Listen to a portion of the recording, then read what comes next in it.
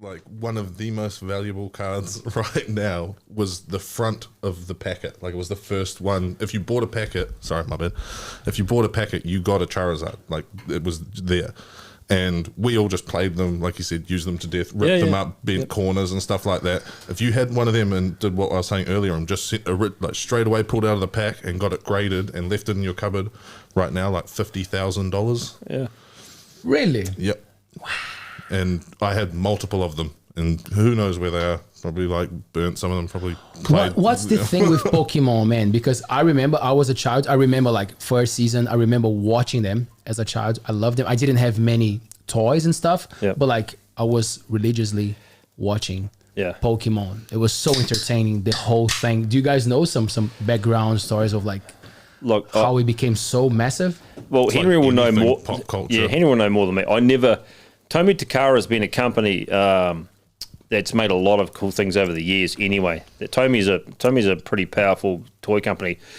I'll just go off that subject a little bit, but they used to make these little arcade games you held up to your eyes. They were like a binocular, but they were kind of a shield shape, and you'd play them, and they're all generic, and it would just be the one I had way later on. I bought secondhand. And it had a shark that would come up and you'd shoot it. You'd have to change so you didn't get eaten by the shark, and you could change. But Tommy made these video games that were incredibly good. And so yeah, Pokemon coming out. I don't know much about it, but I will tell you a story about Pokemon, the video games. Was it Nintendo DS? It came on DS? No, the original. Just Nintendo Game Boy. Yeah, the original Game Boy. Was it? Okay. Yeah, blue, red, and yellow. So when I was in the army, we went to. We got deployed to East Timor, and a lot of guys bought Nintendos because when you're off time, you need something to do. There's a lot of downtime, when you're traveling and stuff in the army, and they bought these cables that you played against each other on Pokemon, and I never knew really what Pokemon was until I saw it. Yeah, and so you'd play against each other, and I'd watch guys do it, and they would get pretty animated about the whole thing, and these are kind of like, I wouldn't say grown men, but young men, 18, 20, 22, and they're playing this game. I sort of watch them and go, I was just playing Super Mario or whatever. And it was massive then. It was massively entertaining for them then, and they'd battle each other, and you're like, this is pretty crazy for like 22-year-olds who carry on machine guns and you're playing this game.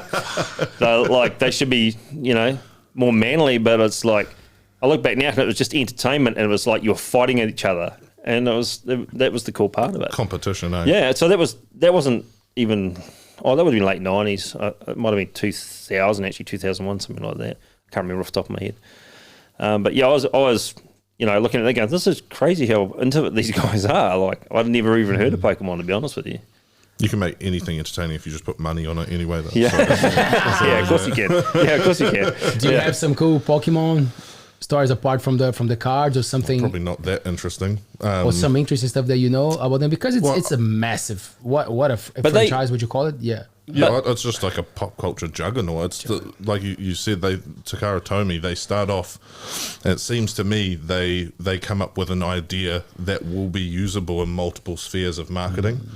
So you had after Pokemon, and they made Pokemon cards. I remember they made Yu-Gi-Oh, which was they made the TV show, and the TV show's based around playing cards. So then they make the cards to sell, they make the toys of the cards, they sell that, they make the movies, everything. Same thing with Beyblades, which was spinning tops, so just stuff to sell. Right, so for the kids, but not for the kids as well, also for the kids. Probably even more so now though, because you have, like I said, the nostalgia around stuff you grew up with. And, people will go off, and Henry's at that stage now where you have a family, so you sort of can't focus on the cool shit you want to be into, because you've got a family, you look after them first, right? And that's where I came back into it. You start to have a little bit more money. You've done the grind, and you've got a family, and you've paid all the bills, and you get yourself in a certain position, and you can go, well, I need something outside of just work and the family. And so you have this little side thing where you do, where it's comic books, or it's collectible cards, or it's trading cards, or action figures, or anything like that. Just escape from reality a little bit, It becomes more important. I think it becomes more important. It's also something with a lot of those things, especially if you are interested in Pokemon or comics or whatever, you can share them with your kids too. Yeah. So it's something that can become a bonding thing. So there's that as well. Oh, it's huge too. 'Cause I never collected Pokemon cards ever. and I would go to events and sell books and at Armageddon and these places where they do a special on, say, Pokemon cards or Pokemon related, stuff. And my daughter collected it really like hard out, and so I would pick it up for her, and get a special set or trainer box or something like that. And you'd bring it back and she'd open it and you'd watch them open it and go, oh, it's actually pretty exciting. I want to see what she gets, And you start to go, it's like I said to you before, it's kind of like a scratchy card or something like that if you like gambling. That dopamine hit. Yeah. You open So it going, I wonder what's in here. And your daughter does. And I started collecting off of watching her do it and the joy she got from it. I was like, I might do it with her. So you know what's going to happen? She's going to stop doing it, and it'll just be me. And it becomes a lot sadder story there. But I can't not. I don't do it all the time. But if I think, I'll just open a pack today. Yeah, I'll be like, shit, what am I going to get? And you don't always get a hit. Sometimes it's a bunch of chaff. But I give most of the chaff cards away to kids, and I'll just bag them up and give them away.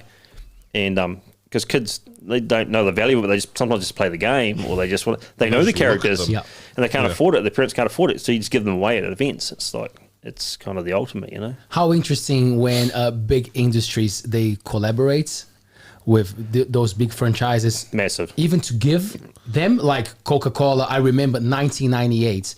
I think it was 1998. Brazil was always massive with soccer.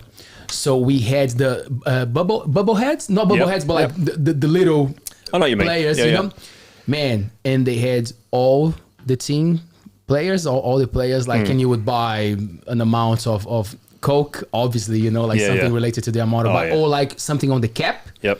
And it was written, you can get a player, but like some of them were the rare ones, of course, Ronaldo, Romario, and they would come in this red Coca-Cola plastic bag, so you couldn't tell. And my father, dodgy, he found out that if you would stretch the bag near where the name was written, you could see the name.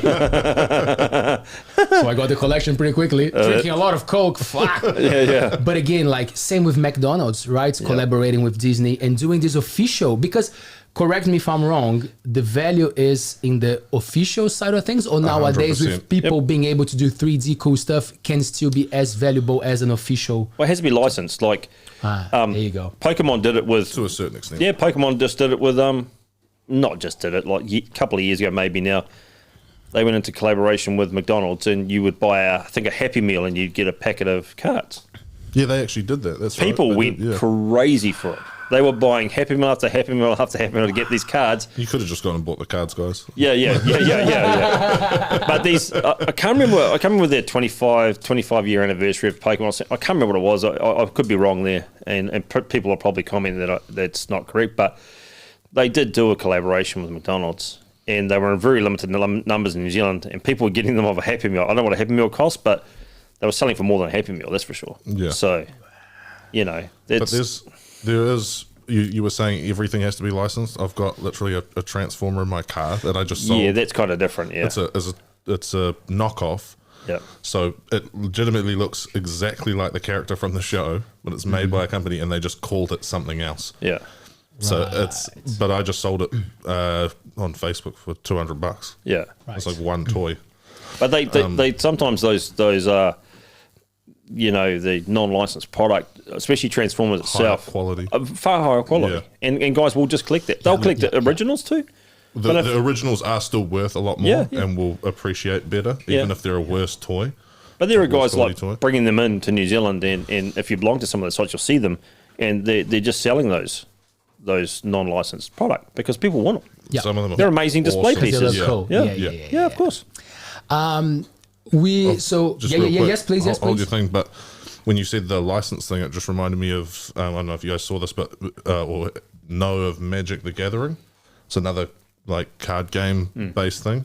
They did a license crossover with Lord of the Rings, and they had a One Ring card, and it's worth like $2 million. That's what I was just looking up before, and I'm pretty sure someone, don't quote me, but it's someone like Post Malone or someone like that bought it for $2 million just to have the One Ring card. But the rarity of it is one of one. Yeah. They only created one card. That's it. The One Ring. It's the only one in the world. Yeah. And I mean nothing to a lot of people, but to people who are massively passionate about the collecting and like an investment side of things. Or just have heaps of money and want something cool. And this is something that applies to so many areas. I think Wu-Tang Clan, the group has the same. They have one vinyl that they only did one, and someone bought it like for an ridiculous amount. Yeah. Like, I mean, if you can license up with someone like that, like say Wu-Tang Clan or Beastie Boys or anyone like that, somewhere where they're kind of on, I don't know, almost at a cult status. Wu-Tang did a range of vinyls like with Transformers. And they were massively. You just can't find them. Then they never come on the market ever. Well. Wow, it's never come on the market. You never see it. Yeah, like you say, someone just picked up and they're like, that goes in the garage. I asked my friend Jeremy, who he owns a comic store in Auckland, Arkham City Comics. He's got one there. I'm not sure if it's his or not, but I ask him every time, "Hey, do you want to sell that?" And he's like, "It's never ever going to be for sale." There's a reason for that because I've never ever seen another one. There's a big reason for that. Yeah, interesting. The parallel with this thing of like the human thing of ownership, and because it gives you power in a way, you know, like you feel powerful, like you got something that is so valuable and you want that, you start to feel like a superhero in a way, right? Like you start to feel like those characters and those things that you appreciate so much because it means a lot to you. There's a lot of human. That's the thing. Like I'm not a big fan of it, but I love how it plays with our minds. Oh, your psyche, for sure. It's even like the classic is like in any sort of fairy tale, like even in The Hobbit, the dragon Smog is like sitting on a massive mountain of treasure. He protects it with his life. He's gonna, anyone who comes in his realm to take it's gonna go down, right? Like he's gonna kill them. Jeff Bezos. Yeah. Don't sue me. So Bram, you own the Whitianga Comics and Collectables? Yeah. Like, I mean, I haven't got a license as a business or anything, but it's what I've just called it because that's where I've resided for the last 20 years. So, Is the work based in you go and you dig out for stuff, you find interesting stuff, and then you find buyers, or like there's also groups of people who like, how does that part of the job work? Like, how do you find that stuff, and how do you find the people to buy and sell them? So for me, it's just it started out of recollecting, and so in my mind, I was like, basically thinking, hey, the more people I meet through this, the more cool stuff I will see. And so I'm like, if I buy and sell, that's a way of trading and meeting people, and then networking and recouping losses. Of course, and of course, and it's like, I'll be honest, I don't want to meet more people. I've met it sounds terrible, but it's like I feel like I've already met everyone I need to know in my life already. But like, I must have snuck in the tail end there. And so, but the thing is, like, I'm like, well, it's a necessary evil. Like, I want to get these other cool things I'm trying to get, and the only way to do it is to new avenues, right? So I'm like, I'll buy and sell. You buy in bulk as well, and you only want 5 of the issues that are in there. And so what do you do with the rest of it, right, Henry? It's like you get a big bulk of stuff. Me. Yeah. Now find someone else to buy them. But that's part of it. It's like, and Sonia, I'll go back to my mate Jeremy at Arkham City Comics in Auckland. He said to me, "Hey man, if you've got enough stock, why don't you just go to an Armageddon, it's a really big event, Armageddon. It still is. I think it's the largest pop culture event probably in the Southern Hemisphere, to be honest. It's a big event." And so he's like, "Why don't you just book it and do this thing?" And I didn't really know much about it. And so I went, and he's like, "You can book your own, area, stall. Stall, right?" So I'm like, "Oh, okay, I'll give it a go." This is, say, 8, 9, 10 years ago, whatever it was. And so not really knowing anything about it, I was like, I'll just do it. And if it doesn't work, it'll be fine. I'll just lose some money. I've got a job. It's fine. I wasn't relying on it, And so I went along and did it. And the cool thing was I'd already been trading for, say, 6 months, doing it through Trade Me and stuff like that, and through Facebook. And the cool part was meeting people you actually traded with outside of it.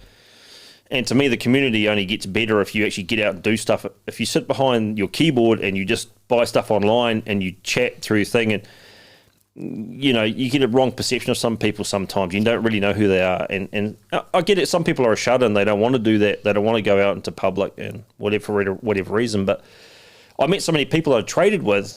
I was like, actually they're pretty neat people, and there's something in common, and you make kind of good friendships through them. Not always, but it does happen. And then I started to get an avenue into, or doorways into places, stuff I needed to buy. I was like, oh, well, I say needed, I wanted to buy, Yeah. And so, but you also learn more about collecting as well. Yeah, and like what's valuable and stuff. Like, I don't think it was until I started hanging out with you that I thought about what issues I was buying. Like, you were like, oh, you could buy Iron Man, but those movies have already come out. That popularity is probably spiked for the moment. You look at movies that are about to come out, and then try and buy their older stuff before the price increases and things like that. And the speculation market is huge, is massive now, because there's people who really don't really even collect, and it's all about making money, which is also fine, because that's the nature of people, right? Like, you find something where money is. It also makes the things that we collect more valuable. So well, it does push prices. Like, you can, like in a place like New Zealand, you can really disrupt a market that's not mainstream. But if someone pays too much for a certain book, then it pushes that price up of that book. Then other people are like, well, I'll buy it. I didn't think it was worth that in the first place. But anyway, So going back to what you said about like understanding the markets and understanding, there's going to be there's a movie coming out, or there's a new series coming out, and then you're like, it's a good time to buy whatever. Like, what are the franchises? What are the characters, the series that like don't go down? They are steady. Like, they're always going to be valuable. Pokemon. Pokemon? Star Wars? Yeah. Pokemon's pretty solid. Yeah. Star Wars? Star Wars, it depends. The original Star Wars stuff, you buy anything, like you were saying, those Kenner products, the Black Label and stuff like that, especially like they've done a re-release of the original C-3PO and stuff with the coins. There's a chance that in a long time they might be worth something, but the stuff that's based on like the new movies and stuff, I don't know. They didn't go down as well. I don't think they have kind of the cult status. So like the sort of blue chip things that you get are like the original release, like a 12-back.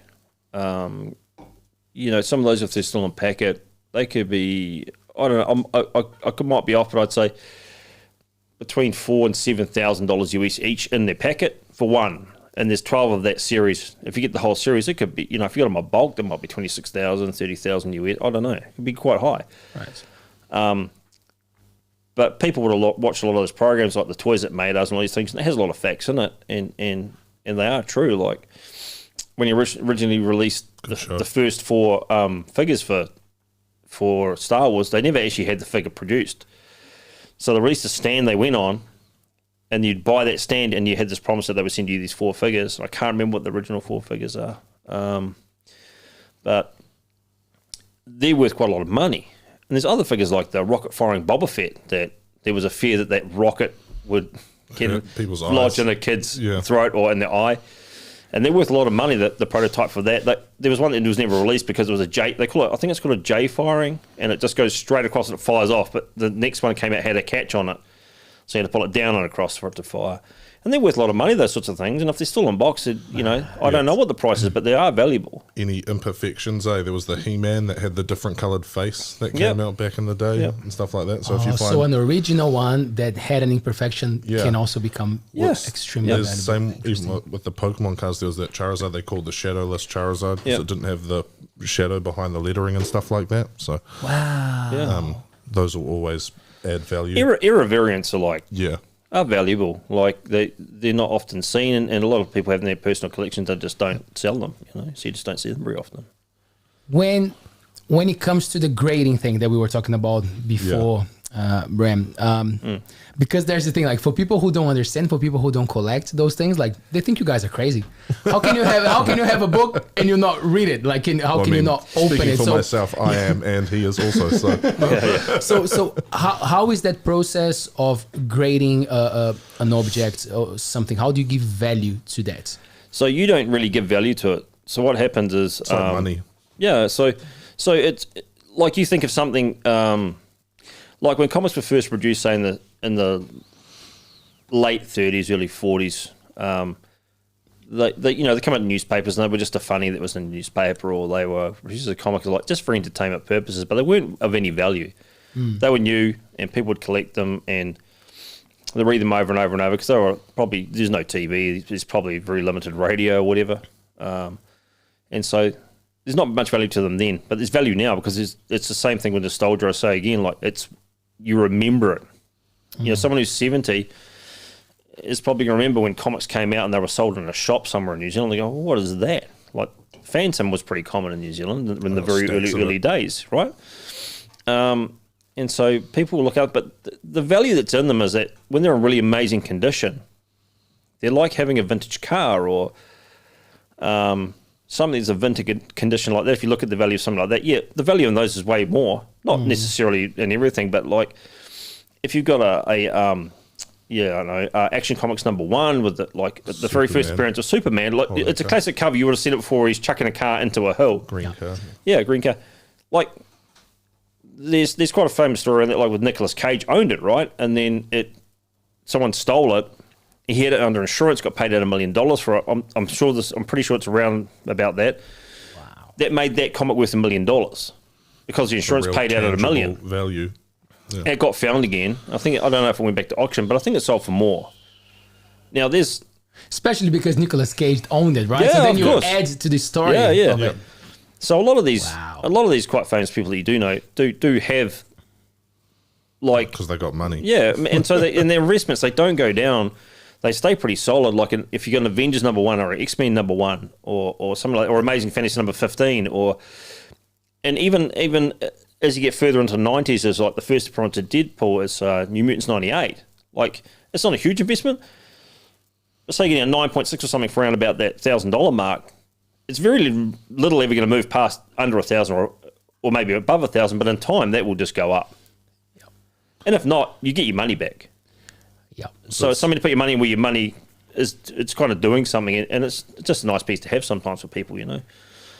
Yeah. Like I was saying earlier with the cards, how you played with them and stuff, and it was same with comic books or with the toys. Yeah. For the majority of people, it was bought for their children, and they played with them. Yeah. And they got destroyed. Yep. So the actual stock of that product that's in circulation just decreases, especially ones that are in pristine condition. So the ones that are pristine condition, when those kids who played with those toys into the dust decide, hey, I actually want that toy, that'd be cool to have sitting on the shelf. Yeah. Where can I get that? And there's like one guy who bought 7 boxes of them in his garage, and he's like, $1,000, that's it. You can buy it or not have it. Is that a smartwatch? No, it's just There you go, Taylor. I don't think Taylor could hear a little. I don't want to get rid of it. He was one. Do you prefer Taylor, or you think? No, okay. He was just wondering if he was. So another cool question for you guys, because now technology, right? All the kids playing with the. Where is the collectible side of things for a new generation? Is it like the NFTs? Like, what is going to be the thing for the future that you guys think that is it gonna replace, or we're always gonna have physical copies and things with technology booming as like crazy? I just don't think that will ever go away with the popularity of it, that there's an antique now, you know. Like if you got something that old, it's not going to go away. Yep. And with what's really made things easy to trade and sell and buy, obviously, is the internet. And now there's value attached to these things, whereas before you go to someone's dusty old shed by accident, if you could even get there, look and go, oh, these are pretty interesting comics. Like, yeah, I'll get them off you, and you'd pay a pittance for them. Now people can research things easy. They can contact someone across the world and get information about things and find out what things are worth and really put some effort into it. There's a value attached to them. So I can't see them going away. Why would someone take a muscle car and go, well, I've got an NFT of this muscle car, but I had the real thing. Why would someone get rid of it? I mean, I'm not trying to devalue NFTs. Yep. I don't know enough about them, and I think there's obviously value to them because, you know, people are paying big money for those sorts of things. But why? I think you know, the current state of NFTs doesn't mean much. I think once they're attached more to legitimate things, then they'll mean more. Or if like someone actually does an artwork and makes that a single use and attaches it to the blockchain, then it creates value. Or if they do it with, you know, how you know anything about Counter-Strike? Yep. Yeah. You know, how the game. they, I know. Yep. they have the skins for their guns that make them look different, and some of those there's an actual online marketplace for them, and some of them are worth like $100,000 and things like that. So if you make them NFTs where they're actually traceable, one-off products, then I can kind of see value to it. But it'd also be real annoying as a person who plays games. Yeah, well, it could happen. I mean, NFTs are going to be attached to most things, I think, going forward. When they do away with, I don't know if they'll do away with it, but anyone can create their own NFT. Yeah, To me, flooded the market, made it devalue a little bit. that's what I meant. Those like those monkeys and stuff like that. What are you going to do with that? It's not even a good bit of art. Like, well, when you just change the color, necessarily just change color on NFT, and then it's worth the same as the other one, and the same, and then all of it, and it's like when you can mass produce things like that. To me, it's like comics. If you just not every comic's worth anything, Yeah. because they can do 200,000 copies of a comic, and you might get 50 cents for it, but it doesn't. It's not. Yeah. It's how often it's produced. I think NFTs will be the same. And humans are Why would it definitely change? tactile. Like Yeah. It's nice to have something in the hand, and with video games and stuff, I'll literally go and pick up my old controllers and just press the buttons just to be like, fuck yeah. Put the controller back and leave the garage. Smell it the sweat. But no, you guys are right. It's the same thing for us when we deliver the magazines, the Coromines. Like a lot of people, you could do that they smell completely it. digital. They grab it and they're like, "Oh, cool, fresh." Off the press. Just fresh. And you're like, yeah, that there's that feeling attached to it, right? No, 100%, and it's sensory, like kind of an overload. Like I collect in my comics. I'll collect just Silver Age and Batman, not Detective Comics, only Batman and Silver Age and Journey into Mystery and Thor. But it's that you get it and you open it, and sometimes you just smell its pages, and they're kind of musty sometimes. But you're like, that newsprint doesn't really go away. Exact smell. You know what I mean? Yeah. And you feel it, and you read it, and they're very.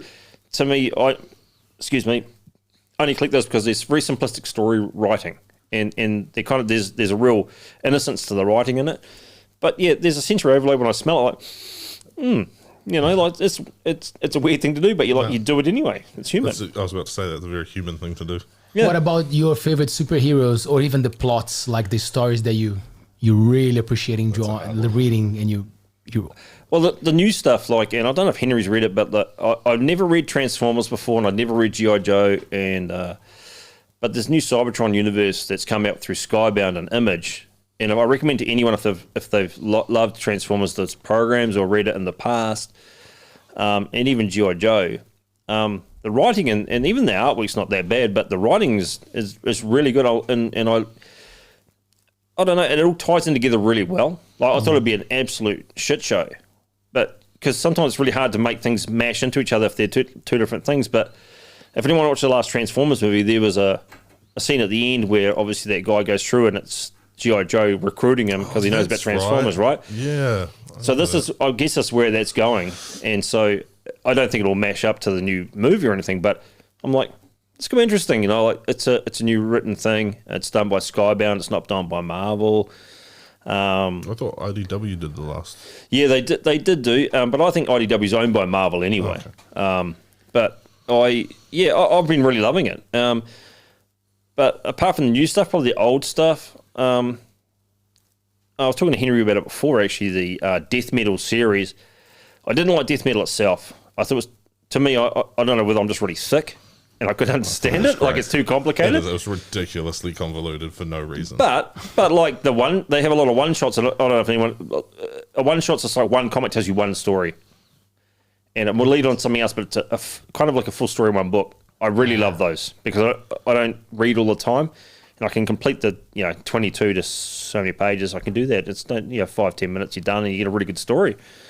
And I really like the one-shot stories around Death Metal, not necessarily Death Metal itself. Mm-hmm. That's a DC. That's with the Trinity crossover Justice event. League and stuff. Yeah, multiverse type thing. That and then anything of the old stuff. Like I've got a collection at home. It's the Batman the War years, so during when the war was on. Wow. And it's just the cool thing about it, I suppose, is it's just Batman. He has a utility belt, but he's really just a detective. Yeah, just as a bat. And it's real. It's so. It doesn't seem crazy, but when you've got a guy who at the time, like a detective, wears like a three-piece suit with his Dick Tracy style hat. No, he just as a full bat, just walking around and solving crime. It was a hard sell. And the gangsters see him like, holy shit, it's a man bat or Batman? What the hell is it? And he just like flips people over his shoulder and punches them in the face, and it's just real simple writing, and like it's almost laughable, but it's just the simplicity of it for me, like in that respect, yeah. So these classics, they still carry on, right? That there are new episodes, new comics coming out all the time, or do they stop? Do they do series? They change and they have resets and all sorts of things. So I think like 2012, DC did was it 2012? They did New the 52. New 52. Yep. Right. Yep.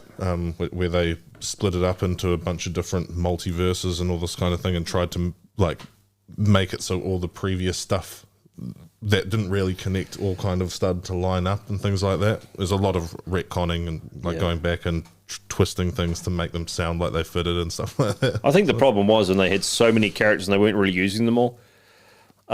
Instead of just doing nothing with them, it was easier to kill them off in like an event or something like that. And it does happen, but like there's still things like Detective Comics has run through, and it's still running in continuity. Like it'll run.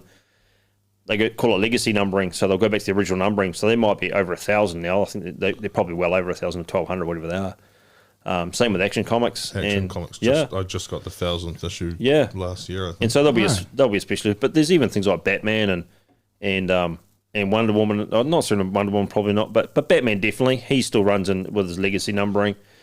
But like Henry said, that doesn't mean there won't be an offshoot of it.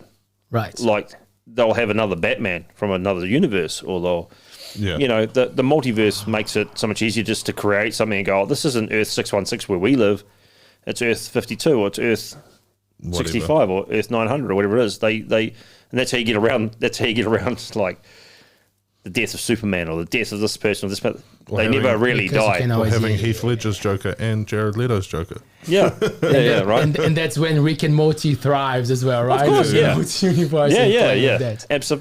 Absolutely. Like, and that's kind of what makes that's what's made Rick and Morty so good, though, too, is the ridiculousness of universes like you can go to. Yeah. And how ridiculous the universe is. It's like, it's saying to you, there's a multi-universe theory. And physicists probably, a lot of them will believe there's a multi-universe theory. Yeah.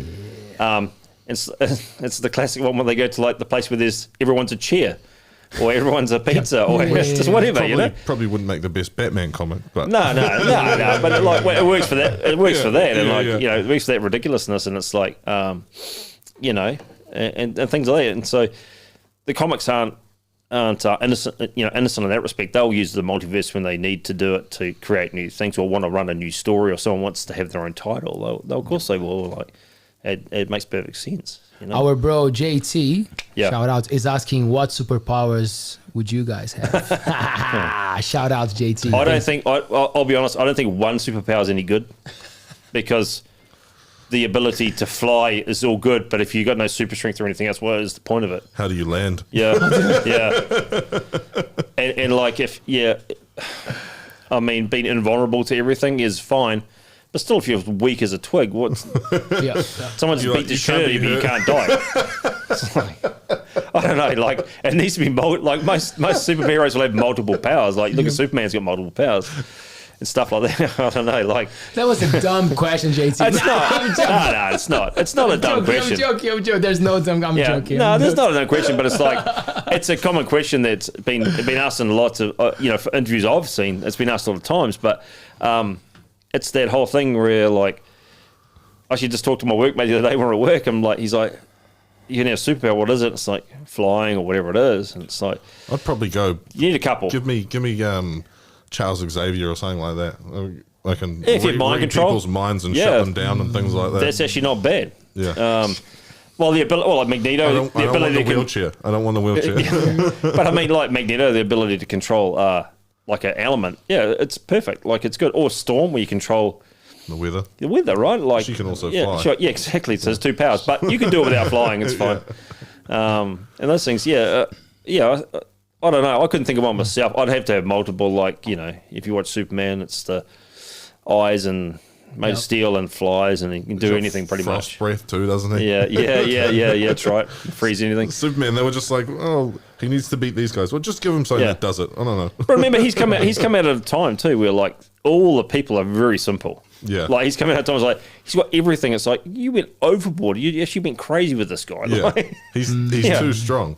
And then they introduced stuff as they went. He also just runs into like an old school phone booth to get changed. Yeah. It's like, what does he do now?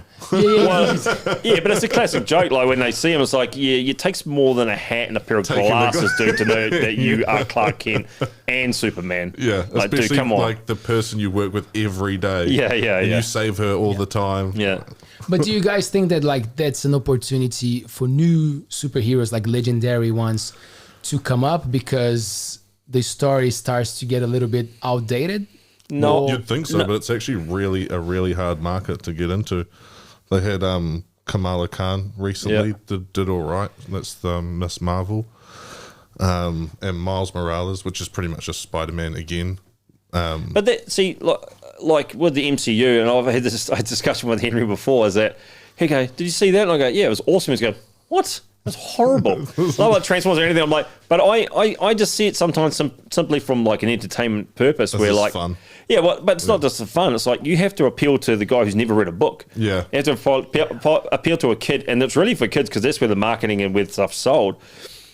You have to appeal to kind of the everybody, and you can't just go, well, we'll make this real comic accurate, because if you do that, people will be like, this is the boring shit I've ever seen. This is boring shit.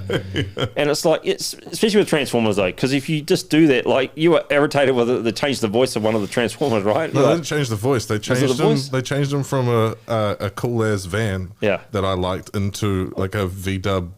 The van style V-dub. Yeah. They changed the whole character. They gave him glasses. I was like, well, not that there's anything wrong with glasses. Okay. Thank you. Anyway, it was trash. But it's not cool. They trashed my favorite character, is what they did. All right, don't invite this guy again. Anti-glasses ridiculousness. What about the movies, when they start to get into the movies business? Do you guys think it's all like it's all set up? Yeah, those ones are going to be movies, or they have to play and gamble a little bit to see what's going to stick or not. That's what we were saying earlier about Iron Man. I would have never guessed that they were like, we're going to start the Marvel Cinematic Universe, and you know who we're going to use? Iron Man. And I love that first Iron Man film. Is probably one of the standout Marvel movies they've made to this day, and I still would not have picked it. I would have thought, I don't know, Captain America or something. A lot of people are Iron Man's biggest nemesis back in the day, alcoholism, whiskey. Winston whiskey, was it something like that? Yeah. And it's like but I love the movies coming out. Not only do I like to go watch them, but they to me the base part of it, it's money. For me, if I'm selling it, I'm like, all right, there's a new Avengers movie, whatever it is. I'll make sure that when I go to the next event, I bring a lot of Avengers stuff. And you'll put it there, and you'll make sure it's in the middle where they're going to have to go through. And to me, it just equals money. It's good. And there's even better spec with it, is like, especially if key issues or the number one of it, yeah, of course, it's going to make you money. Like, and that's the base. It's an evil thing, but it's the base part of it for me. I'm selling and trading. I have to do that to get the better stuff that I want for my own collection. So that's what I do. I mean, I love it. And the spec market is hard. Because now everyone else is into that too. They know that too. People who don't collect will be like looking for the first Miles Morales, Ultimate Fallout number 4. They'll get that when Miles Morales was going to come out into the Spider-Verse. So it'll drive up the price before the things even come out. It's meant to drive the price up. A book you could have picked up for $50 like 6 months before the movie. And then after the movie, it's still, probably regularly about $1,200 to $1,000 for a book that was $50. And probably even cheaper, to be quite honest. He's a real popular Spider-Man, but until he got into the MCU, he could have got it pretty cheap. And the only regret I have with it is that obviously, like young collectors, they're just never going to be able to read it. But it's been kind of solved digitally. No, it's been solved with like facsimile copies. Facsimile copies are like reproduction of that particular original, but they're bought out, say 5-10 years later, and they're done it normal price, $3.99 in America, or say $9 to $10 in New Zealand. You mean like those True Believers, Conans, and stuff like that? And that's another way to collect them, you know. But yeah, that spec market is good and bad. When it comes to language, so for example, I always bring to music because it's something that is a bit more relatable to me. But for example, when I went to Japan, there was the thing with, I think in the 80s, there was a boom with vinyl, I think 70s maybe, vinyl productions in Japan. So a lot of the collections made in Japan, so rare. Yeah. You know, and then but all in Japanese, obviously, you know, for the collector, it might be even cooler. Yep. Is that something that applies to that as well? Like different countries producing the same copy of the same product, but like on their own language, and they can also add specific value 100%, to it? Yeah. Well, they're rarer because you think about, say, ASM 300, which is like the first appearance of Eddie Brock or Venom, ASM 300, I think it is, and it's like, it's produced in more than one language. It's Amazing Spider-Man. Yeah. And so it's produced in more than one language. So people who are like staunch collectors of that black suit Spider-Man or Venom, that's what they want. They want that. They'll go to foreign markets, look for it, eBay or wherever, look for it. And they can be quite expensive. There was a book that my friend had. It was a Jock cover. That won't mean anything to a lot of people, but it was Detective Comics 660, I think it was, and it was a cover done with Joker's face, but that breaks up into bats and they fly off. So I went in on an auction, I got the Mexican version of that, and signed by Jock, and sold to him, you know, and it was a 9.8, graded 9.8. He already had a 9.8, but he didn't have that version, the Mexican version. It's not the same, it's also not that much different, but it was signed, so it had some sort of value to it as well, because Jock doesn't really sign much stuff that I know of. And so there's foreign market variants. Like I have my partner's from Philippines, so I have a Teen Titans #1 in Tagalog, so it's in Filipino, and it's worth way more than the actual book's actually worth. I don't think it might not be Teen Titans #1. It is a Teen Titans, but it's done in Tagalog language, so all the language besides Tagalog, it's worth a lot more than the actual book itself, because of the rarity of how much was printed. It wasn't even printed that often, or as much as it was in America. So you can get them. Can you read it? Me? No, I can't. No. I mean, I'm limited in that I can I understand some, but it's a very basic level. Yeah. And it's no way I could read a book like that. No way. I just buy the original, read it, and keep the other one. Are there interesting stories that you guys know about? Because the thing with being relatable to your times, right? And war is a big one. Yeah. So whatever came out, like JT brought us this cool cards, from 1946. So this is something that just because of the year, it already means something, right? Just from the time that it was produced. So how do you guys see this thing with what's happening now, what's fresh to the production, and this appeal to war, man, that humans have, even for make things collectible and create products out of those times? That's the thing when I said earlier, it's like money. It's the whole idea that you have to have people to believe they're valuable. So you need to find people who want those for them to be valuable. And like you said, you couldn't find anything on them. I reckon I probably could pretty quick, but yeah, it's hard to say until you look it up and you see what people are trying to collect and what they want. Like I found a just at the Cancer Society, whatever it is, bookshop. I found a King Kong, the Peter Jackson film. Oh book. Yeah, it was like an art book for it and stuff. Yeah, like concept art and stuff like that. Yeah. And I was like, oh, this will be worth something because it's like a bit of where the workshops all in it and stuff like that. Yeah. And I flipped open the page and they'd all actually signed the front leaf. Yeah. And I was like, oh damn. So I was wondering, is this something, did they do a certain amount of these and pass them out, or was this special for the team or whatever? So I was trying to find it and I could not even find what it would be worth with the signatures, but just the book by itself is so rare. It was worth $800. Yeah. Sorry, Cancer Bookshop. I Sorry, think I got it for like sorry, guys. got it for like 15 or something. You need a research team. Yeah, you got to research that shit, mate. For But sure. yeah, so that's because people know Peter Jackson, people knew Lord of the Rings, people liked the King Kong movies, and then you've got, like I said, the Weta Workshop, which are big behind that, and there's a limited amount, so it's worth money. Interesting. But if you're talking about war though too, like you think about World War II, even probably not so much, but the Korean War or Vietnam, they've got to do something on your downtime, right?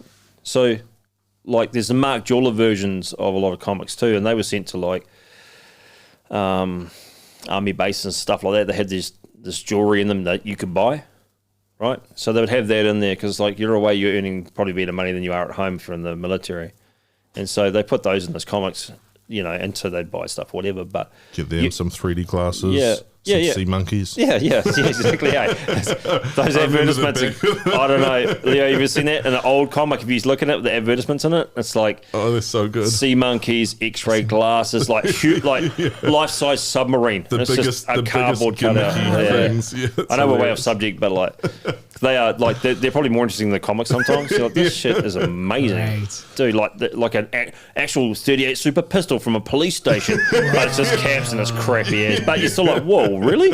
Because like, things you'd order off that would take like 3 months to get to you. So you'd be like hanging out like every day after school. Mum's have turned up. And then you get your sea monkeys and you put them in the thing, and they're obviously just Brian shrimp. You're like, I thought they were going to be little nerd people. What the hell? I thought they'd be my minions, eh? We were going to take over the world. But no, and wartime, I mean, they were sent as, you know, it's something to do, like to read, like a periodical, like. And there was also they'd send books, they'd read them. It's just entertainment. War ones like Sergeant Rock and all them. Yeah, of course. Oh, Commando is what I grew up on. Yeah. Like a lot of Kiwi kids will remember Commando. They wouldn't be politically correct now. People would frown upon it and go, oh, that's a bit racist and whatnot. Once again, makes them valuable. Got to get a swastika in there. But they're, I mean, it's such a different time, and they were written by people who grew up in a far different time, obviously, when I'm a kid reading it going, this is awesome, you know? And, you know, like they're not PC. Like the Japanese guys will have eyes drawn as a line and blah, blah, blah. But, you know, they were massively entertaining as a kid, and they're only little, and you get them from the newsagent anywhere, and most people had them in their houses, like for sure. But I think that thing with war, though, too, even if you look at comics in their simplest essence, sometimes with superpowers and superheroes, and blah blah blah, people read them sometimes because their normal life's probably not the best. And it's the escape from reality where good beats evil, as opposed to their real life, where their life can be pretty tough sometimes, and you're not. Evil just wins all the time. Yeah, and you're not winning. Tax company. Yeah. IRD and GST. But you know, like, I think sometimes people will collect and I'll read because it's an escape from reality and it's cheap. You can do it at home. You're not having to, you know, when your favorite character beats something like. At least I'm winning somewhere in life. I read something where something good happens, and sometimes their life can be terrible. And I think sometimes there's entertainment in it, and sometimes there's solace in it. Like they read these things, you know. So, yeah, and war essentially is like that, isn't it? It's a good versus evil, or you know, whatever. Depending what side you're on. Yeah, of course. Did you choose to go to army? How did that come about? Oh, that was just. Look, I'll be honest. When I was a kid, man, I used to play with lots of little, like the GI Joes, and you know, mass battles, and you know, the machine guns were cool. They came with a really detailed, like, yeah. And I was really into like the Vietnam War as a kid because it was modern. It had helicopters and it had gunships and it had all the cool movies. Yeah, the music. Yeah. And, you know, see, you know, there was a series called Tour of Duty which I really loved back in the day in the 80s, and there was Platoon and Apocalypse Now, and MASH was called Korean War. That's pretty cool, and stuff like that. And I just liked it, and so there was an appeal in that, I think. And I suppose, like most young people, when you just go out of school and you go to work, you get lost a bit, and you don't really know what you're doing. And I'll be honest, it's like when I left home and just started working.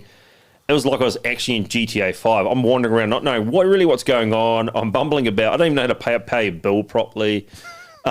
Shit like that. Thanks, school. It's actually, you're actually like, yeah, You're like an NPC, you're just a non-playing character. You're just like wandering around going, not really know what to do. Waiting for the main Yeah, character and so to come anyway, through. like, then I was like, oh, what am I actually going to do, dude? I didn't have any direction. I didn't really know what to do. I was like, I'll join the army. And so... And then I'll be a main character. Yeah. Especially if I get killed. Yeah. So, and that's really, I really did it for the adventure and get to fire heaps of machine gun to throw grenades, really, and just blow up stuff. And just like camping with grenades. It's like the and best machine reason. gun. Yeah, stuff like that. The best reason ever, though, right? Well, I couldn't think of anything I like that else. so like, much better than, I just wanted to protect my country. Yeah. No, there was none of that in it. No, there was nothing like that. And like when you do join, you're really not fighting for your country. You're actually just fighting for the mate beside you. But I didn't go to a war, so it didn't matter. Like we did peacekeeping, and even then, all you're really worried about is your mates and yourself. You're not really worried about anything else. Like, Yeah. I don't really care that much about the border and You're East like- Timor. Yeah. We've got to complete these objectives, like you're in Call of Duty or whatever. Yeah, exactly. Like it's kind of like that, you know. And yeah. So the real reason is like I just always loved war and its concept. Like from a kid, watch all the war movies, all the black and whites on a Sunday afternoon at home, and Interesting how New Zealand takes this stance as the peacekeeper, right? I've seen it was a documentary. We can't do much them else. as We've got, one helicopter? yeah. Right. It's 10 like a lot of guns. countries that do it though. There's probably a monetary investment in it, like from the government's point of view, because you're getting paid for every personnel that's overseas. I know this is way off pop culture and comics, but like this is, I don't know, but I'm saying this is probably why.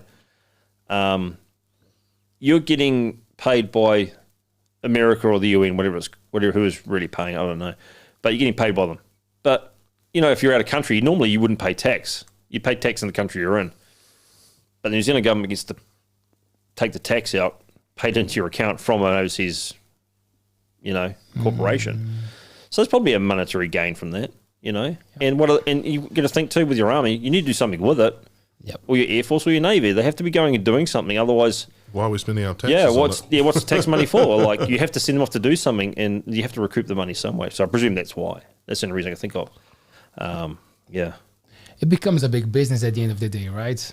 Yeah, of course. Yeah, was that Yeah. funny, that thing when they were like, I can't remember if it was, I think it was the Yemen thing with the pirates and that, and they're like, we're going to send 7 men. Yeah. Wow. Oh yeah, but I mean, it's a start. And there was lots of people. Classic. There's lots of people stationed. Probably, I only know a couple Nearby. that were not my year when I went in. But the people in Somalia during conflict, they're probably people there as like military advisors. So Yeah. they're everywhere. They're everywhere you don't know they are, because you've still got special forces people in New Zealand that are deployed to places we've probably never heard of, and actually probably really massively important work. And work that most of the population probably never get their heads around or could even deal with. So there's a reason for it. I mean, you got to protect your borders too. Not that there's much to protect it from at this stage. Obviously, it's like overseas fishing probably is the only thing to protect your borders from. Yeah, COVID. Yeah. Standing there with the But the way that the world is right now, right, that everything is so connected, and you are aware of all the areas. So like, there's a lot of interest in the sea area course. as well, right? On what's going on. So New Zealand, in a way, becomes quite powerful as well for being isolated. But it's a bit of a strategic spot as well, depending on what you're up to. for China, maybe. Yeah. Or that or the Taiwanese, Russian fishing vessels. Or Yeah. I mean, when you've got a small island like that, you've got a massive coastline, so you have a massive fishing area, like as opposed to a country that's landlocked or a country with one coastal region that's smaller than New Zealand's coastal region. I'd imagine there'd be a problem, because you've got to defend an island that an archipelago like that it's actually much smaller than you think, with a population that's pretty advanced. Well, as far as the economy is concerned. So, yeah. You told us something before that was interesting, and I didn't want to ask you to explain to me again, because I wanted to bring it on Yeah. the show, about a company that makes was it a Maori version of a video game or something? Oh no! So there was a comic that came out, and I think it was on a Kickstarter, and I happened to be getting some stuff on there from a guy in America, Dan Mendoza, who's doing a comic line. But it was a guy, Mark Abnett. He's a Kiwi guy, but he was trapped in Scotland, I think, for COVID or something around that. And he was creating a book called This Land, and it was a really amazing book. So it's mythological, of course, and it's about all the mythological gods that Māori sort of Māoridom's around, right? Mm-hmm. So, but it was all based in New Zealand, so it still had like Hamilton or Huntly and stuff like that in it, and it was this crazy like a mix up of like modern and ancient sort of mythology stuff. And so I was like, oh, I'll order the first book because it's like next to nothing, you know. I'm like, cool, I'll order the first book. Read it, went, something I can get into. The art in itself probably wasn't up my alley, but the story was cool because it related to New Zealand. Yep. And I'm like, this is pretty cool. And I think for young kids, from the very get-go, for young kids, it's not in Te Reo the whole time. It's mainly English, but there's words in there, the Te Reo. And so it'd be really important for little kids. Yeah. Because sometimes kids don't learn with like just reading a book if there's a graphic to it. Yeah. And that's why they give those kids those books, right? Remember, yeah, and you see what's happening, and then sometimes the words will click better. I thought right from the beginning that, hey, this could be something really cool for young people in New Zealand. Like it's pretty rad. And the second book came out, I went, that's still pretty good. I think they're on the hunt for Tāne, like going down to Hamilton or Huntly or Waitomo. It was Waitomo because it was a cave, as a cave place, right? That's cool.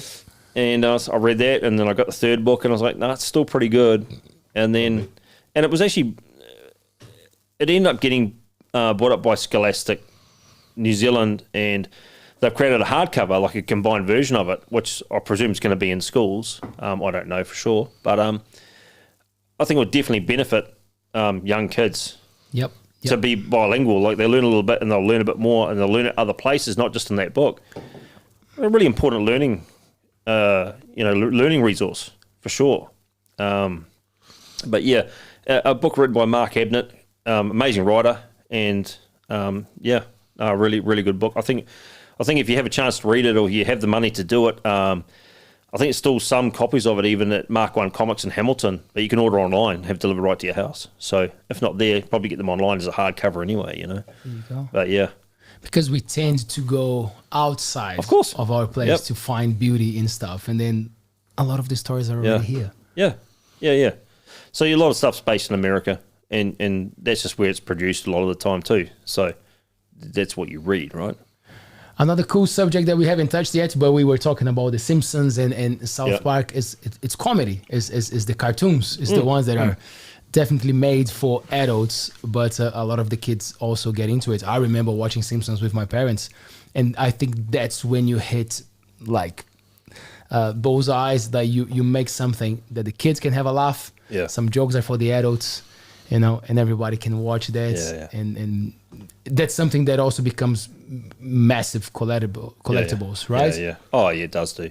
Like your animation cells for stuff, you get those. They're quite valuable, but they're cool pieces of artwork too, and they're a stitch in time of a program you really love. And they're a cool thing to collect. My daughter and I, we used to watch a lot of South Park when it was on one of the streaming networks. I can't remember what it was now, whether it was Netflix or what, but we used to watch a lot of South Park on there. And it's a lot of the things were too adult for her, but I think just the characters were so, I wouldn't say dynamic, but so different, you know, from real life. They're just attractive to her, you know. And we haven't watched a lot of Simpsons, but I remember Simpsons from like Tracy Ullman when it was on. It was actually hard to watch because of the animation. You're talking about like the animation is hard when their eyes would like do the pop thing. Yeah, but even Homer's mouth was that long. You know, the part's got round now. It used to be quite long, and it was pretty hard to watch. But it just got good so quick. Yeah. Once it left the show and had its own program, it got good quick, man, like proper. And also, Simpsons was part of a Tracy Ullman show. Yeah, like you said, yeah. That's where I first saw it. I didn't even know if I saw the first one. I just came home and watched it one day when I'd been to the pub or something like that, and I was like, "Oh, it's actually pretty out of it." Like, and it was just him screaming a lot at Bart, but it was like captivating. Like you watch it and you go, "That's pretty cool," and then you get all those great characters that come along with it. It's like, it's pretty hard to beat, you know. Like, and it's so relevant. Like, most of it's done from news story that's pretty relevant. Same with South Park. I'll take something massively relevant. In New Zealand, we unlike America's very closed cell. They only watch their own news. They don't watch world news, really. Yep. But in New Zealand and smaller countries, you're always going to watch world news because There's not shit happening in New Zealand. You know, a guy tipped over a cow. It's like, oh man, what? Stay higher one? Where was that? Like, you know, stuff like this. Like, you know, it's not. There's nothing. It's pretty beige. So, yeah, things were relevant to us in those shows because you know you knew a bit about America. It's on the news. So. Yep. Yeah. What was your favorite one? What is? Of these cartoons, South Park, my Family favorite Guy, one of the cartoons. God damn, I'd probably go Simpsons, to be honest. It's hard to beat, eh? Yeah, just because I've watched the first like 10 seasons so many times. I know it so well. It's ridiculous. But yeah, South Park is good. I've also watched a lot of that repeatedly. Rick and Morty was amazing. It came out, like you're saying, Simpsons came out and developed. I remember that first and second season of Simpsons, there was still quite, like you say, a bit jarring, and they'd like one of them would turn and like the mouth would stay on the other side of the head before it snapped around, and the eyes would do weird things and stuff like that. But by season 3, maybe they had it sorted out, whereas Rick and Morty came out almost fully formed out of the gate. And I was like, apart from that pilot, which is a little bit rough. But you know, with Rick and Morty, there's some deep storylines in there. I don't know if you've ever watched The Vat of Acid. Like, yeah. It's a deep storyline. I wouldn't say I would nearly cry, but I was pretty emotional at the end. I was like, holy shit, man. Morty lived a whole life. Yeah. And then his dad resets his entire life and he can't get back in love with her. He's pressing the button. Holy shit. That's the one where he's like crashes on the mountain and he's trying to press the button and it's so but they bad. get home, everything's sweet. They're just sitting on the couch and they're all happy as. And then Jerry picks up and just goes to change the channel with it, resets the whole thing. Back to the beginning where he jumps over the manhole. Like, holy shit, man. Like, devastating to me. Yeah, that show some comics will do that to me. Like, some comics will get me like that. Like, there must be something happen that's so intrinsically bad. You're like, wow, that's changed that blows my mind type thing. The worst one for that. I just finished the 9th book in Fist of the North Star, which is a manga, which is like Japanese comics from like the 80s. And one of the first ones, like Dragon Ball Z, is based on this. And wow. It's like, it's the corniest stuff ever. Like you say, it just hits you in the feelings. Like, the dude is like the perfect man. Like, there's nothing, he beats everyone. He never gets close to losing. There's no like threat of like, oh, is he in trouble? He just punches them and they explode. And then, I don't know, there's like, he meets guys along the way and they'll sacrifice themselves to help his journey or whatever. And they're like, I don't know, they're just like real sentimental moments where this guy, you know, saves all these children and then like sacrifices himself and gets shot up with arrows as the main guy runs off with the children. He's like, I did it to help you. And you're like, wow. And I'm like, this is actually like, I'm emotionally invested in this. You and are, it's you become invested. Honestly, if you saw it in the movie, you'd be like, this is the worst writing ever. Yeah. I wish I could remember examples of it. It's so corny. Yeah, it's just, I don't know, sometimes you get so invested in a storyline too when you read it, like especially in an omnibus where you can read it all in one go. You get really emotionally invested in something, you know, like even Injustice, I would say, which is it's a DC thing based on the video game Injustice, which I've never played. But where at the beginning, it starts the Joker. It starts with the Joker killing Lois Lane and an unborn baby. So Superman kills him. So Superman comes back and punches a hole through him, rips his heart out, and you're like, whoa. Superman just fucking turned. But he loses his shit, and he's like, hey, Batman, why didn't you kill him? Why have you just put him in prison? Why haven't you done something about this? Every time he gets loose, he just does something horrific, and you do nothing about it. And you're like, well, that's pretty, It's like not like Superman, because I consider Superman to be a bit of a wuss, because he never really kills anyone, and he's got all these mega powers, and he doesn't really do, as far as I'm concerned, I've never read it, because I just see it as being a bit of a waste, but there'll be storylines where he's not. Obviously, I've read the Red Sun. Yeah, it's a goodie, which is a great one. But anyway, Superman in Russia. Yeah. So it's if he landed in Russia as opposed to America. But anyway, so you go through, and then he's like, well, I can't make sure that no one's going to hurt each other, so I'll just police the whole world, and effectively creating a fascist state. Brother. Yeah. So he's like, I'll just have my own troops, and I'll just control the world. I'll fly, and I'll make sure nothing bad goes wrong again like this. I don't want this to ever happen to anyone else. And Batman's obviously conflicted, like, hey, you can't do that because, like, we have to have free will. Like, we have to be able to do the things. Like, think bad things will always happen. You can't stop them all. And obviously, Superman's like, no, I can. But obviously, he can't. But but it's a cool storyline. Yeah. What is the plot of the Reds one that you said, that when he lands in Red Sun, yeah. What happens there? He gets raised in the Soviet Union. Yeah. And so he follows their ideals. You actually have is Batman in it Soviet, or is he still American? I can't remember. He wears like a cool little snow hat. Yeah, I think he is, and it's been a long time since I've read it. But the main part of it is it's the alternate universe where he didn't land in rural America; he lands in rural Russia, with unmechanized farming methods and whatnot, and everything's hard all the time. And and he works for the government there. It's quite interesting. It's a good storyline. Interesting, and it's not an official one, right? Yeah. It's just a multiverse what if type thing. Yeah. It's a one-off trade paperback kind of thing. You can one collected edition. Wow, interesting how this thing, like that's the thing, putting history, into fiction, which is so important, right? It's like you got to contextualize things. Yeah, of course. I mean, and people, if you read the same thing over and over, where Superman wins, and there's no, there's no value. There becomes no value to it because eventually, so and so is going to win. Until you get a new writer that's like, I'm going to change this, I'm going to make this happen, and make this happen. You have to have that kind of writing. Frank Miller come in with Batman and his Kryptonian gloves. Yeah. Can I make a question? Go for it, Mister. You can finish, man. What do you say? No, all good. You go, brother. For you guys, for me, I think that DC are pretty good doing villains, and Marvel are great doing superheroes. Do you guys have something between Marvel and DC, a favorite one, or what is your opinion on it? That's a hard one. I personally, I like two different franchises. My favorite, Batman and X-Men, and each are owned by one and the other. So I reckon Batman just kind of has this universal appeal because even though it is so stupid, like you were saying earlier, that it's just a guy dressed as a bat, aesthetically on the page, especially seeing what different artists can do with him, he just looks cool. All the art looks cool, like the standing on the gargoyle in the city with the cape blowing behind him and stuff like that. It just looks cool. And the X-Men, then you have the what do you call it, the misfit outcast kind of feel of make your own family that comes together, and plus you get heaps of different superpowers that are unique instead of just super strength, super flying, whatever. So those are my favorites. So the how about villain? Favorite villain? I like the Joker. Same thing again, Batman. But I think I like it more when you take away his motivations and you just don't know, and he's kind of just this chaotic force and you're unsure of what he's doing. So some people didn't like that, so they did the Arthur Fleck, is it?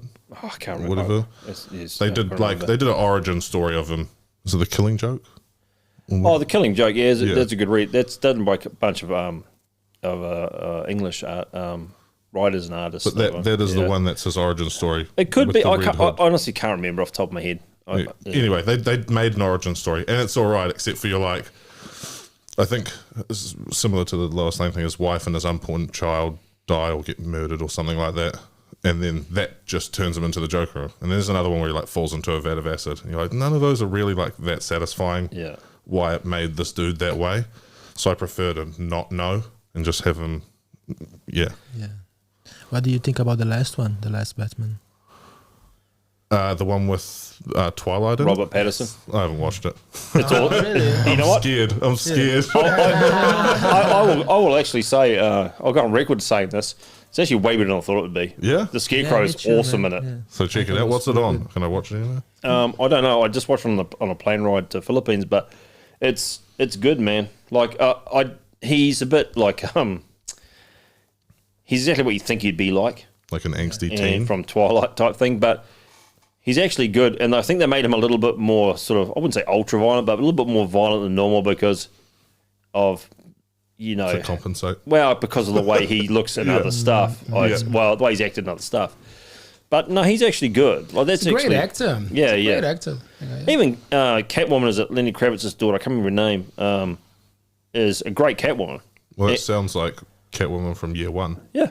Yeah, it's actually pretty good. Yeah. Like, and Scarecrow's good because he's just done really weird and he's really strange. And, you know, the way he's portrayed on it, he's not like the classic Scarecrow though, like with the sack face and all that stuff with the fear toxin and stuff like this. But he still uses it, but he's just a really strange, really unkempt guy and kind of like you know, really unhinged. And it makes it really good. But it's good from, like say, Henry, from pure entertainment perspective, like it's good. Like I'll give my review tomorrow. Yeah, what he's saying. How about you, Bram? Marvel or DC? I like both. I'm a big Batman fan, and only because when I was a kid, I used to watch the Batman '66 series, and it's like super camp. Is that Adam West? Yeah, with Adam West and Burt Ward as Robin. Big in Brazil, man. That was huge in Brazil. So silly. Dude, it was pretty sick, eh? Like and like when they go surfing. When I dude, like he would put him in like a trap where it'd be a floor, right? And the penguin, I think it was a penguin, put them in a room and it was just them on one side and the floor opened and it was full of sharks, right? So there's sharks in the room and they're like, you'll soon be dead, Batman, so blah, blah, blah, blah. And it just jumps across this gap, which is like a foot. And somehow works out to get out of this room and just gets away like normal. And then Robin gets out and they just get away every time. And as a kid, though, you're like, you don't realise that it's ridiculous. Yeah. You go, this is actually probably one of the sickest things I've ever seen. It's like that, once again, going back to The Simpsons, like the radioactive man. Yeah. So, Jiminy Jellica's radioactive, man. But it's just like, it's like that. And then you see them climb up the side of a building, dude, and they're just using a bit of wire and it's like fishing line. Like, Jesus, they'd be cutting through his hands. But like, as a kid, you don't know that. You're just like, that's a really strong piece of wire. Like, man, Batman's, he's got a good kit. Like, yeah, dude. When you got good gear, you got good gear, right? Like, but it's like, and batarangs, and he could just do anything, and it's like he just never got caught up. And when you see the kabang pow things on the screen, and you're like, it comes with the brass. Yeah, man, and you just I was trying to find the Joker and his minions, or the Penguin, or the Riddler, or whoever. Romero? Cesar Romero as Joker, and like. And it's just like, to me, it was just I don't know. As a kid, I just wouldn't miss it. I just loved it. I couldn't get enough of it. You look back now and go, it was really camp, but it's like I would still watch it now because I have a good memory of it, and so for that's why I would choose Batman as probably my favorite character because of the crazy concept of it. That Art Deco, the animated series as well, though. Did you watch that? No. Oh god no. damn. And so anyway, like I'd have Batman only because the concept's so crazy. Like, yeah, he's just a guy with a bat suit wandering around, and like it adds nothing really now.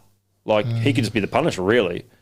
But yeah, it's that to me is probably because he doesn't have a superpower makes it better. Yeah. Because it's a utility belt. Because he's mega wealthy.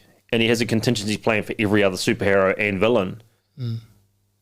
Because it's so maniacal to me. It's like he has a contingency plan for Superman and Hawkman and Aquaman and everybody else. So that if they ever lose it or they get hit with something, they lose control and they swap sides, he knows how to kill them, right? It's the ultimate. They just did that video game, which apparently isn't that good, but the Suicide Squad kills the Justice League. Oh, yeah. Which is based on that Brainiac, one of Superman's villains, takes control of all of the Justice League. Yeah. Unfortunately, they got Batman too, so it's no good him having his plans in there. But they also did do Tower of Babel, eh? Yeah, Tower of Babel, yeah. Where I think it was Ra's al Ghul or something. Could be. He got all of Batman's plans to defeat them all, and then started using them, and then that's how they all found out that Batman had plans against all of his teammates. So. Hey Harry, what do you think about Aquaman? How they use it, the Maori, Polynesian the stuff. Polynesian on the. I reckon it's cool. I always hated Aquaman. I think Jason Momoa was the best thing that happened to him. No, it is. Honestly, he was dumb ass. Yeah, for his appearance, for his styling is better because that tragic animation of him riding this ridiculous seahorse is like, dude, you need a real makeover. This is crazy bad. Like, yeah. Just even the color scheme. If you ever watch Robot Chicken when they do DC specials, like they will mock the hell out of Aquaman. I am Batman, But like it's tragic. Yeah, Jason Momoa, in my opinion, it made a massive difference. Yeah, it was it great. added some sort of coolness to it. Like, Don't get me wrong, I didn't actually like those movies. no, I wasn't a big fan of the first he one. was but great. There was that scene where I think it was the first one. Right at the start, he's fighting Black Manta and he smashes into the submarine. And then it's like a shot and it's of his back and he like looks over his shoulder and he's like, permission to come aboard. And I was like, oh God, no. This is the movie. Great. That's what I'm here for. But he was even on the Justice League movie, you know, when he's like, a grown man in a giant man in a bat suit. I dig it. It's awesome. And he's like, you know, it's like mocking him and it's like, Yeah. I don't know, man. Like it, you know. If you remember Aquaman from back in the day riding that seahorse, it was ridiculous. Like, I won't be talking too much shit. It's like, but yeah, no, he certainly added a real value to. I mean, you got a second movie. Yeah. Could easily not done that. I mean, Without Amber Heard. yeah. Well, yeah. On the new stuff, Invincible. You guys following it? Yeah.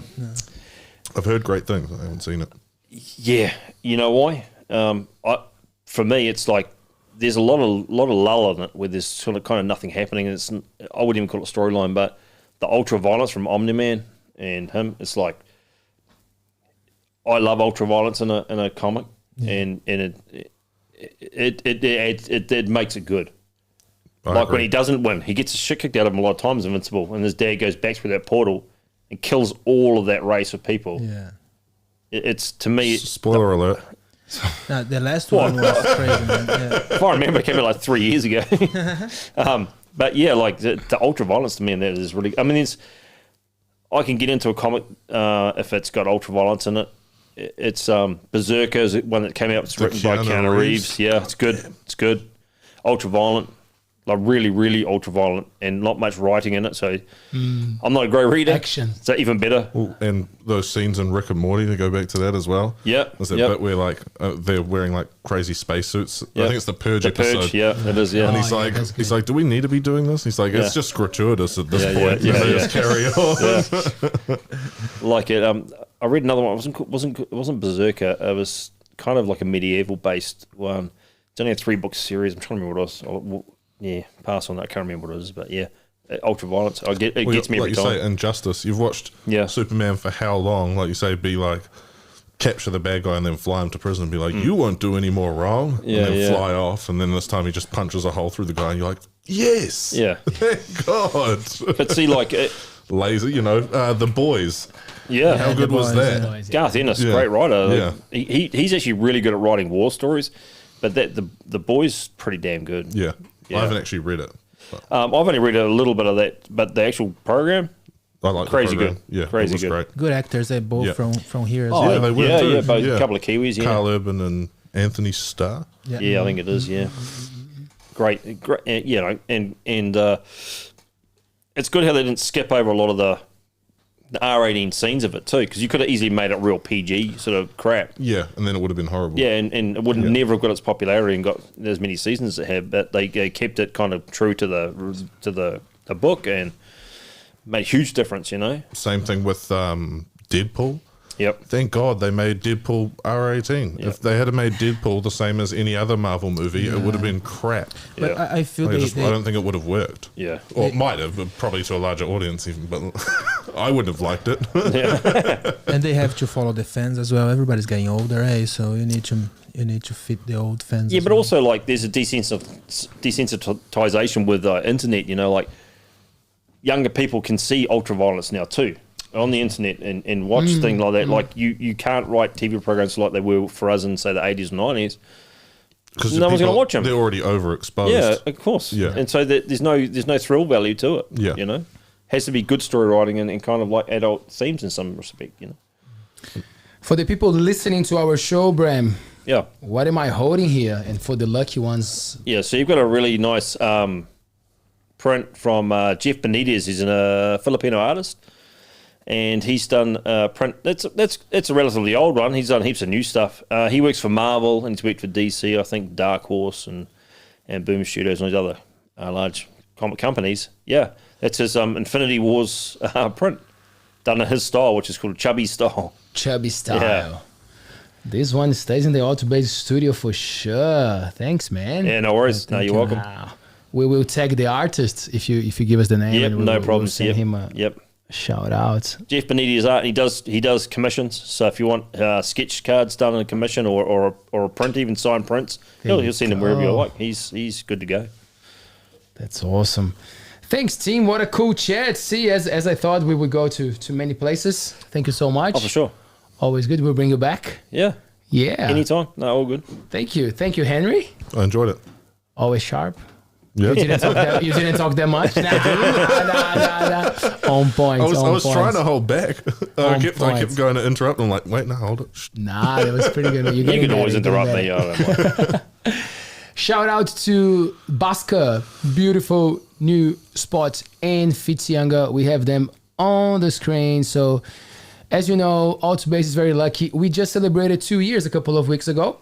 2 weeks of our Good show. effort, good effort, yeah. 252 shows so far. Jesus, so it's yeah, I getting up know, there. right? Yeah, That's man. damn good effort, yeah. And consistency does pay off. Now we have new collaborations, new cool people coming on board, and new shows as well coming up. And old cool people. So. And we need everyone. So we're very lucky to have incredible eateries, restaurants, and great people from the community making sure that the show goes ahead. So Baska just jumped on board. Beautiful Kai, AJ, and Daisy doing a beautiful job. So if you are coming to Whitianga, make sure to check them out. Baska.Whitianga on Instagram. We also had them on the screen. Kai was amazing. As you know, I gotta show this because Coromines magazine. If you want to know a little bit more about what's happening in the Coromando community, make sure to check us out, coromines.nz. It's a community mag, obviously written by the community, and we love featuring local artists. So if you would like to see your artwork on the mag, hit us up, hello@coromines.nz. If you got a business and you would like to advertise, Coromines is great because, as you can see, it's so beautiful. So it stays in establishments for a long time. So it's one of those long-lasting, Bram's smart doing the next ads. cover, so look out for that. There you go. We got some cool stuff coming up. Yeah, sure. There's an audio version as well. So yeah, again, coromines.nz. If you don't get the physical copy, you can always read it online or listen to it. Henry, thank you so much also for bringing some beautiful Kai with Bay's Pizzeria. Always No a worries. pleasure. My pleasure too. Thank you. Thank you, team. Thanks, mate. Thanks for having me. Yeah, and I'll see you guys on Thursday. Peace.